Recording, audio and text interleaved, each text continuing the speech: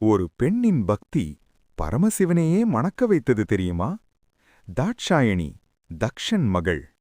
ஆனால் அவள் மனதில் இருந்தது ஒரே ஒரு நாமம், சிவன். சிறுவயதிலிருந்தே மாலையில் மலரெடுத்தாலும் சிவனுக்கே, கண்களை மூடியாலும் சிவனே. ஆனால் அவளின் தந்தை தக்ஷன் சிவனை வெறுத்தான். சுடுகாட்டில் இருப்பவன், புலியோடு நடமாடுபவன், அவனே உனக்கு கணவனா என்று கூறி நிராகரித்தான். ஆனால் தாக்ஷாயணி தளரவில்லை. அவள் அரண்மனையை விட்டாள். அருகில் யாருமில்லாத காட்டுக்குள் சென்று கடுமையான தவம் ஆரம்பித்தாள். உணவு இல்லை, தண்ணீர் இல்லை, ஆனால் மனதில் ஓர் ஓசை, ஓம் நமசிவாய. அவளின் உடல் சோர்ந்தது, ஆனால் பக்தி சோரவில்லை.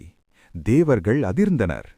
அந்த நேரத்தில் மூடிய கண்களை திறக்க வைத்த ஒளி, சிவன் அவள் முன் நின்றார். என்னைப் பெற இவ்வளவு தியாகமா என்று மெதுவாக கேட்டார். தாக்ஷாயணி கண்ணீர் மல்க தலையை குனிந்தாள்.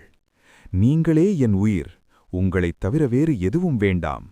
அந்த நொடியில் ஒரு அரச மகளின் காதல் வெற்றி பெறவில்லை, ஒரு ஆன்மாவின் பக்தி வெற்றி பெற்றது.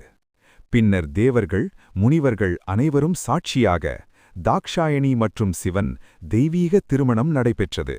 அந்த திருமணம் ஒரு சாதாரண இணைவு அல்ல, அது சிவம் மற்றும் சக்தி சேர்ந்த தருணம். உலகம் இயங்கத் தொடங்கியது. ஏனெனில் உண்மையான பக்தி இருந்தால் இறைவன் தானாக வந்து நிற்பார். ஓம் நமசிவாய.